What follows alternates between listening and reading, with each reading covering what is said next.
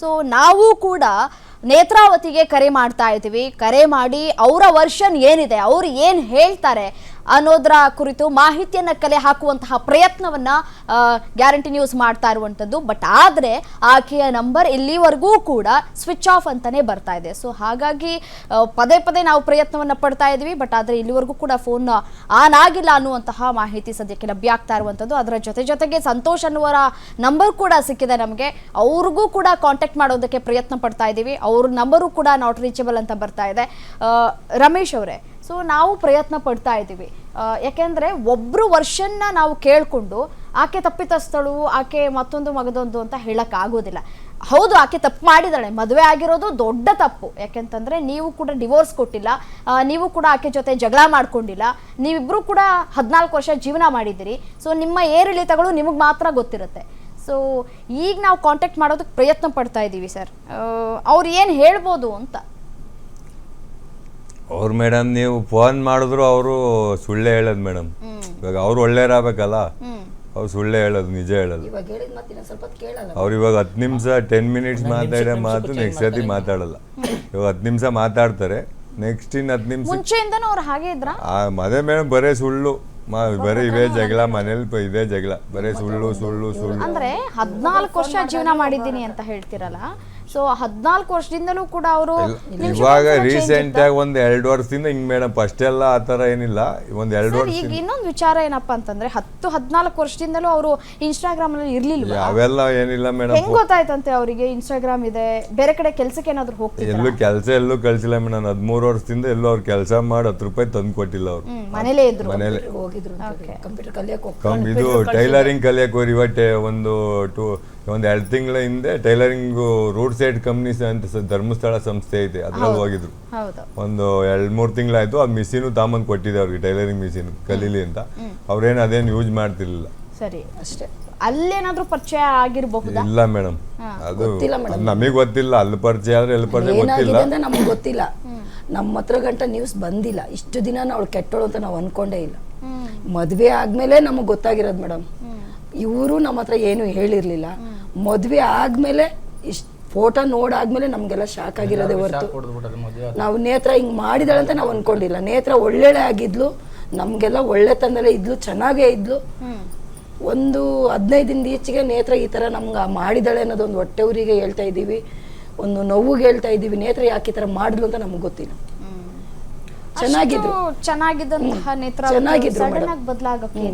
ಕಾರಣ ಗೊತ್ತಿಲ್ಲ ಮೇಡಮ್, ನಮಗೂ ಕಾರಣ ಏನು ಹೇಳಿಲ್ಲ. ನೇತ್ರನೂ ಹೇಳಿಲ್ಲ, ರಮೇಶು ಹೇಳಿಲ್ಲ.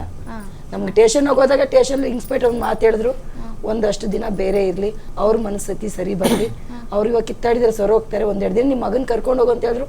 ಕರ್ಕೊಂಬಂದು ಒಂದು 3-4 ದಿನಕ್ಕೆ ಮದ್ವೆ ಆಗಿದೆ. ಕರ್ಕೊಂಬಂದು ವಾರಕ್ಕೆ ಮದ್ವೆ ಆಗಿದೆ. ನಿಮ್ಮ ಊರಿಗೆಲ್ಲ ಬರ್ತಾ ಇದ್ರ? ನಿಮ್ ಜೊತೆ ಹೇಗಿರ್ತಾ ಇದ್ರು? ಫಂಕ್ಷನ್ಗೆ ಅವ್ರು ಬರ್ತಾ ಇದ್ರು. ನೇತ್ರ ಅವರು ಯಾರನ್ನ ಸತ್ತಾಗ ಬರ್ತಿದ್ರು. ನಮ್ಮ ಮಗ ಬರ್ತಾ ಇರ್ಲಿಲ್ಲ, ಗಾಡಿಗೆ ಹೋಗಿದ್ದೀನಿ ಅಂದ್ರೆ ನೇತ್ರನ್ ಕಳ್ಸೋರು. ನಾವು ಹೋಗಿದ್ದೀವಿ, ಮನೆಗೆಲ್ಲ ಹೋಗಿದ್ದೀವಿ, ಅಡಿಗೆ ಎಲ್ಲ ಮಾಡಿಕೋದು ಬೌಸೋದೆಲ್ಲ ಚೆನ್ನಾಗಿತ್ತು ಮೇಡಮ್. ಊರಲ್ಲಿ ಎಲ್ಲಾರ ಜೊತೆನೂ ಬೆರಿತಾ ಇದ್ರು? ಎಲ್ಲಾರ ಜೊತೆನೂ ಚೆನ್ನಾಗೇ ಇದ್ರು, ಬೆರಿತಾ ಇದ್ರು. ಯಾವ್ದು ಒಂದ್ ದಿನಕ್ಕೂ ಅವರು ಸಮಸ್ಯೆ ಇಲ್ಲ, ನೋಡಿಲ್ಲ ನಾವು. ಸಮಸ್ಯೆ ನಮಗೆ ಮಾಡಿಲ್ಲ. ನಮ್ಗೆ ಇನ್ಸ್ಟಾಗ್ರಾಮ್ ಅಲ್ಲಿ ಇವಾಗ ಮಾಡ್ಕೊಂಡ್ಮೇಲೆ ನಮ್ಗೆ ಗೊತ್ತಾಗಿರೋ ನೇತ್ರ ಹಿಂಗೆ ಅಂತ ಇವಾಗೆ ಗೊತ್ತಾಗಿದ್ದು. ಮುಂಚೆಲ್ಲ ಹೆಂಗಿದ್ಲು ಅಂತ ನಮ್ಮ ಹತ್ರ ಇವರು ಹೇಳಿಲ್ಲ, ಅವ್ರು ಹೇಳಿಲ್ಲ. ಒಂದ್ಸರಿ ಮಾತ್ರ ಕರೆದಿದ್ರು ಮನೆಗೆ, ಏನೋ ಸಣ್ಣ ಪುಟ್ಟ ಜಗಳಕ್ಕೆ ಅಂತ ಕರೆದಿದ್ರು. ನೇತ್ರ ಅವತ್ತಿನ ಕೇಳಿದ್ರು ಇದೇ ಮಾತೇ ಇರ್ಬೇಕು, ಕೇಳ್ದಿದ್ರು ಇದೇ ಮಾತಿರ್ಬೇಕು. ನೀವು ಯಾಕೆಂದ್ರೆ ಅವ್ರಲ್ಲಿ ಕಾಂಟ್ಯಾಕ್ಟ್ ಪಾಸಿಟಿವ್ ಆಗಿ ಹೇಳ್ತಿದ್ದೀರಲ್ಲ ಮೇಡಮ್, ವಾಪಸ್ ಬಂದ್ರೆ ನಿಮ್ ಮಗನ ಜೀವನದಲ್ಲಿ ನೀವು ಅವ್ರಿಗೆ ಸಂಸಾರ ಮಾಡೋಕೆ ಅವಕಾಶ ಕೊಡ್ತೀರಾ? ಇಲ್ಲ ಮೇಡಮ್, ನಮ್ಗೆ ಯಾಕೆಂದ್ರೆ ತುಂಬಾ ಬೇಸರ. ಎಲ್ಲ ಪ್ರಪಂಚ ಎಲ್ಲ ನೋಡಿದೆ, ನನ್ನ ಮಗನ ಜೀವನ ಹಾಳಾಗಿದೆ. ಈಗ ಅವ್ನು ಬಿಟ್ಟು ಬರ್ತೀನಿ ಅಂದ್ರೆ ಅದು ಎಷ್ಟು ಮಟ್ಟಿಗೆ ಸರಿ ಅಂತ ಹೇಳ್ಬೋದು ಮೇಡಮ್. ಈಗ ಮಗುಗೋಸ್ಕರ ನಾವು ಹೇಳ್ಬೋದು, ನಮಗೂ ಆಸೆ. ಈಗ ಎಂತೆಂಥವ್ರು ಎಷ್ಟೋ ಜನ ಆಗಿದ್ದಾರೆ, ಇದು ಮಾಡ್ಕೋಬೋದಾಗಿತ್ತು. ನನಗೆ ಬಿಲ್ಕು ಬೇಕಾಗಿಲ್ಲ ಅಂತ ಹೋಗಿದ್ದಾರೆ. ಹೆಂಗೆ ನಾವು ಹಂಗೂ ಕೇಳಿದ್ವಿ ಮೇಡಮ್. ಹೇಳ್ಕೋಬಾರ್ದು, ನಾನು ಅವಳಿಗೆ ಅತ್ತೆಯಾಗಿ ಹೇಳ್ತಾ ಇದ್ದೀನಿ. ಅವಳು ಅಮ್ಮ ಅಂತಾನೆ ಕರಿತಿದ್ಲು ನನ್ನ. ನಾನು ಅವಳಿಗೆ ಎಷ್ಟು ಹೇಳಿದ್ದೀನಿ ಅಂದರೆ ನನ್ನಷ್ಟು ಯಾರು ಅವಳಿಗೆ ಬುದ್ಧಿ ಹೇಳಿ. ಇಲ್ಲಮ್ಮ ರಮೇಶ್ ಹಂಗೆ ಆಯಿತು, ಚೆನ್ನಾಗಿದ್ದೀನಿ ಅಂತಾನೆ ಹೇಳ್ತಿದ್ಲು. 15 ದಿನದ ಈಚೆಗೆ ಇನ್ಸ್ಟಾಗ್ರಾಮಲ್ಲಿ ಹಿಂಗೆ ಮಾಡಿದಾಳೆ ಅಂತ ನಮ್ಗೊಂದು ದಿನನೂ ಪ್ರೂಫ್ ಇಟ್ಟಿದ್ಲು. ವಾರಕ್ಕೆ ಮದುವೆ ಆಗ್ತಾಳೆ ಅಂತ. ಜಗದೀಶ್ ಅವರೇ, ಅತ್ತಿಗೆ ಅಂತಂದ್ರೆ ತಾಯಿ ಸಮಾನ ಅಂತ ನಾವು ಹೇಳ್ತೀವಿ. ನಮ್ಮ ಭಾರತೀಯರು ಸಂಬಂಧಗಳಿಗೆ ಬಹಳ ಮಹತ್ವವನ್ನ ಕೊಡ್ತಾರೆ. ಸೊ ಅತ್ತಿಗೆ ಅಂತಂದ್ರೆ ತಾಯಿ ಸಮಾನ. ನಿಮ್ ಜೊತೆಲಿ ರಮೇಶ್ ಅವ್ರ ಬಗ್ಗೆ ಏನಾದ್ರು ಕಂಪ್ಲೇಂಟ್ ಮಾಡ್ತಿದ್ರಾ? ನಿಮ್ಮ ಅಣ್ಣ ಹೀಗ್ ನಡ್ಕೊಳ್ತಾರೆ, ಹಾಗೆ ನಡ್ಕೊಳ್ತಾರೆ, ಕಷ್ಟ ಆಗ್ತಾ ಇದೆ, ಬಂದು ಸಹಾಯ ಮಾಡಿ, ನನಗೆ ನಿಮ್ಮ ಅಣ್ಣಂಗೆ ಬುದ್ಧಿವಾದ ಹೇಳಿ ಅಂತ ಏನಾದ್ರು ಯಾವಾಗಾದ್ರೂ ಒಮ್ಮೆ ಆದ್ರೂ ಕೇಳ್ಕೊಂಡಿದ್ರಾ ಅವರು? ಇಲ್ಲ ಮೇಡಮ್, ಯಾವಾಗಾರು ಫೋನ್ ಮಾಡಿದ್ರೆ ನಾವು ಚೆನ್ನಾಗಿದ್ದೀವಿ ಅಂತಾನೆ ಹೇಳ್ತಾ ಇದ್ರು ಹೊರತು ನಾನು ಅದರ ಏನು ಹೇಳ್ಕೊಂಡಿರ್ಲಿಲ್ಲ. ಮಾಡಿದ್ರೆ ನಮ್ಮ ಚಿಕ್ಕಪ್ಪ ಬಾಯಿ ತುಂಬ ನನ್ನ ಮಗ ಕರೆಯೋನು, ಚಿಕ್ಕಪ್ಪ ಬಾ ಚಿಕ್ಕಪ್ಪ ಹೋಗಿವ ಅಂತ ಕರೆಯೋನೇ ಹೊರತು ಕೇಳಿದಾಗ ಏನು ಚೆನ್ನಾಗಿದ್ರೇನೋ, ಹ್ಞೂ ಚಿಕ್ಕಪ್ಪ ಚೆನ್ನಾಗಿದ್ದೀವಿ ಅನ್ನೋ ಥರನೇ ಹೇಳ್ತಿದ್ರು. ಎಲ್ಲೇ ಹೋದ್ರೂ ಮೂವಿ ಫಸ್ಟ್ ಅದೇನೋ ಹೇಳ್ತಾರ ಮಾಲ್ ಅನ್ನೋದಕ್ಕೆಲ್ಲ ಕರ್ಕೊಂಡು ಹೋಗ್ತಾ ಇದ್ದ. ತುಂಬ ಚೆನ್ನಾಗೇ ನೋಡ್ಕೊತಾ ಇದ್ದ. ಕೇಳ್ದಾಗೆಲ್ಲ ಹೋಗಿದ್ಯಾ ಏನೋ ಅಂತಂದರೆ ಅಪ್ಪ ಕರ್ಕೊಂಡೋಗಿತ್ತು, ಬಂದಿದ್ದು ಚಿಕ್ಕಪ್ಪ ಅಂತ ಹೇಳೋನು. ಏನಪ್ಪ ಚೆನ್ನಾಗಿದ್ದೀರಾ? ಹ್ಞೂ ಚಿಕ್ಕಪ್ಪ ಚೆನ್ನಾಗಿದ್ದೀನಿ, ಬಾ ಚಿಕ್ಕಪ್ಪ ಅಂತ ಬರ್ತಡೆಗೆಲ್ಲ ಕರೆದಿದ್ದ ಹೋಗಿದ್ವಿ. ಆದರೆ ಈ ಥರ ಮಾಡ್ತಾನೆ ಅಂತ ನನಗೆ ಇವತ್ತುವರೆಗೂ ಹೇಳಿಲ್ಲ. ನಮ್ಮ ಅಣ್ಣ ಹೊಡಿತಾನೆ ಬಡಿತಾನೆ ಏನಂದ್ರೆ ಇಲ್ಲ, ಏನಾರ ಕೇಳಿದ್ರೆ ಚೆನ್ನಾಗಿದ್ದೀವಿ, ಅದಕ್ಕೆ ಚೆನ್ನಾಗಿದ್ದೀರಾ? ಹ್ಞೂ ಚೆನ್ನಾಗಿದ್ದೀವಿ, ಇದೇ ಹೇಳ್ತಾ ಇದ್ದಿದ್ದು, ಬೇರೆ ಏನೂ ಹೇಳ್ತಾ ಇರಲಿಲ್ಲ. ಅಂದರೆ ಎಲ್ಲೋ ಒಂದು ಕಡೆ ಅಣ್ಣ ಇನ್ನು ಸ್ವಲ್ಪ ಎಚ್ಚೆತ್ಕೊಳ್ಬೇಕಾಗಿತ್ತ ಅಂತ ಅನ್ನಿಸ್ತಿದ್ಯಾ ನಿಮಗೆ? ಯಾಕೆಂದರೆ ಗಂಡನಿಗೆ ಪ್ರತಿಯೊಬ್ಬ ಹೆಂಡತಿ ಮೇಲೂ ಕೂಡ ತುಂಬ ನಂಬಿಕೆ ಇರುತ್ತೆ. ನನ್ನ ಹೆಂಡತಿ ಹಾಗೆ, ನನ್ನ ಹೆಂಡತಿ ಹೀಗೆ, ನಂಬಿಕೆ ಇಡಬೇಕಪ್ಪ ಅಂತ ನಂಬಿಕೆ ಇರುತ್ತೆ. ಅಣ್ಣ ಎಲ್ಲೋ ಒಂದು ಕಡೆ ಈ ವಿಚಾರದಲ್ಲಿ ಎಡವು ಬಿಟ್ರು ಅಂತ ಅನ್ನಿಸ್ತಿದ್ಯಾ? ಖಂಡಿತವಾಗ್ಲೂ ಮೇಡಮ್ ಎಡವು ಬಿಟ್ಟಿದ್ದಾರೆ. ಯಾಕೆ ಅಂತಂದರೆ ನಾವು ಹಬ್ಬ ಹುಣ್ಣಿಮೆ ಕರೆದ್ರೂ ಕೂಡ ನನ್ನ ಹೆಂಡತಿ ನನ್ನ ಮಕ್ಕಳು ಯಾಕೆಂದರೆ ಚೆನ್ನಾಗಿ ನೋಡ್ಕೋಬೇಕು, ಕಮಿಟ್ಮೆಂಟ್ಗಳಿದೆ, ಬರೋಕ್ಕಾಗಲ್ಲ, ರಜಾ ಕೊಡಲ್ಲ, ರಜಾ ಕೊಟ್ಟರು ಕೊಡಲ್ಲ, ಬರೋಕ್ಕಾಗಲ್ಲ. ಪ್ರತಿಯೊಂದಕ್ಕೂ ಯಾವುದೇ ಹಬ್ಬ ಹುಣ್ಣಿಮೆ ಆಗಲಿ, ಏನೇ ಮಾಡಲಿ, ಜಾತ್ರೆ ಆಗಲಿ, ಏನೇ ಮಾಡಿದ್ರು ಬರ್ತಾ ಇರಲಿಲ್ಲ. ಏನೇ ಮಾಡಿದ್ರು ಏನೇ ಅಂತ ಕೇಳಿದ್ರು ಏನೋ ಅಂದರೆ ನನ್ನ ಹೆಂಡತಿ ನನ್ನ ಮಗುನೇ ಪ್ರಪಂಚ, ನನ್ನ ಪ್ರಾಣ, ನನ್ನ ಹೆಂಡತಿ ಬಿಟ್ಟು ನಾನು ಎಲ್ಲೂ ಬರಲ್ಲ. ಊರಿಗೂ ಕೂಡ ಸುಮಾರು ವರ್ಷಗಟ್ಟಲೆಗಳೇ ಆಗಿತ್ತು ಅವನು ಬಂದು ವಾಪಸ್ ಬಂದು. ಈಗ ಅವ್ರ ಕುಟುಂಬದಲ್ಲಿ ಯಾರು ಇಲ್ವಾ? ನೇತ್ರಾವತಿ ಕುಟುಂಬದಲ್ಲಿ ಇದ್ದಾರೆ ಮೇಡಮ್, ಆದರೆ ಯಾರೂ ಇಲ್ಲ ಅಂತ ಹೇಳ್ತಾಳೆ. ಸತ್ತೋಗ್ಬಿಟ್ಟಿದ್ದಾರೆ ನಮ್ಮ ಚಿಕ್ಕಪ್ಪ, ಅವ್ರ ಅಪ್ಪ ಅಮ್ಮ ಮೊದಲೇ ಸತ್ತೋಗಿದ್ರು. ಸರಿ, ಚಿಕ್ಕಪ್ಪ ಮತ್ತೆ ಪರಿಚಯ ಆಯ್ತು? ಅವ್ರನ್ನ ಯಾರು ತೋರಿಸಿದ್ರು? ಮದ್ವೆ ಮಾಡೋದಕ್ಕೆ ಯಾರು ತೋರಿಸಿದ್ರು? ಹೇಗ್ ಪರಿಚಯ ಆಯ್ತು? ಆದ್ರೆ ಚಿನ್ನಮ್ಮ ಅಂತ ಹೇಳ್ಬಿಟ್ಟು ಕೂಡ ಚಿನ್ನಿ ಅಂತ ಹೇಳ್ಬಿಟ್ಟಿದ್ದಾರೆ. ಅವರು ಇವರಿಗೆ ನಮ್ಮ ಚಿಕ್ಕಮ್ಮ ಅನ್ನೋರಿಗೆ, ತಾಯಮ್ಮ ಅನ್ನೋರಿಗೆ ಪರಿಚಯ ಮಾಡಿದ್ದಾರೆ. ಇಲ್ಲೊಂದು ಹೆಣ್ಣಿದೆ, ಬನ್ನಿ ನೋಡ್ಕೊಳ್ಳಿ. ಯಾಕೆಂದ್ರೆ ಒಬ್ಳೆ ಮಗಳು, ಆ ತಂದೆ ತಾಯಿ ಇಲ್ಲ, ಕರುಣೆ. ತಂದೆ ತಾಯಿ ಇಲ್ಲ ಅಲ್ವಾ, ಬಿಡು ಚೆನ್ನಾಗಿರ್ತಾರೆ, ಬಡವ್ರಲ್ವಾ, ತುಂಬಾ ತೀರಾ ಬಡವ್ರಲ್ವಾ, ಇವನು ಒಳ್ಳೆ ಹುಡುಗನೇ ಅಲ್ವಾ, ಚೆನ್ನಾಗಿರ್ಲಿ ಅಂತ ಹೇಳ್ಬಿಟ್ಟು ಇವ್ರು ಈ ತರ ಮಾಡಿದ್ರೆ ಹೊರತು ಅವಳು ಈ ತರ ಮಾಡ್ತಾರೆ ಅಂತ ಗೊತ್ತಿರ್ಲಿಲ್ಲ. ಅಂದ್ರೆ ಅವ್ರೊಬ್ರೇನಾ ಮಗಳು? ಅವರ ಒಬ್ಳೆ ಮಗಳು, ಅಕ್ಕ ತಮ್ಮ ಯಾರು ಇಲ್ಲ, ತಂಗಿ ಯಾರು ಇಲ್ಲ. ಚಿಕ್ಕಪ್ಪ ಚಿಕ್ಕಮ್ಮ ದೊಡ್ಡಮ್ಮ ಅವ್ರ ಚಿಕ್ಕಮ್ಮ ಇದ್ರು, ಏನೋ ಚಿಕ್ಕಮ್ಮ ಮಾತ್ರ, ಚಿಕ್ಕಪ್ಪ ತೀರೋಗಿದ್ದಾರೆ. ಚಿಕ್ಕಮ್ಮ ಮಾತ್ರ ಅವ್ರ ತಾತ ಅಜ್ಜಿ ಇದ್ರು, ಇವಾಗಿಲ್ಲ, ತೀರೋಗಿದ್ದಾರೆ. ಅವರು ತೀರೋಗಿ 2 ವರ್ಷ ಆಯ್ತು. 2 ವರ್ಷ ಆಗಿದೆ. 2 ವರ್ಷ ಆಗಿದೆ. ಸರಿ, ಅವರ ಕುಟುಂಬಸ್ಥರು ಯಾವತ್ತಾದ್ರೂ ಬಂದು ಅವ್ರೇನಾದ್ರೂ ಹೇಳ್ಕೊಂಡು ಇವ್ರ ಹತ್ರ ಬಂದು ಏನಾದ್ರು ಮಾತಾಡಿದ್ದು ಉಂಟಾ? ನಿಮ್ ಫ್ಯಾಮಿಲಿ ಅವ್ರ ಜೊತೆ ಬಂದು ಬೆರ್ತಿರೋದು ಏನೂ ಇಲ್ಲ.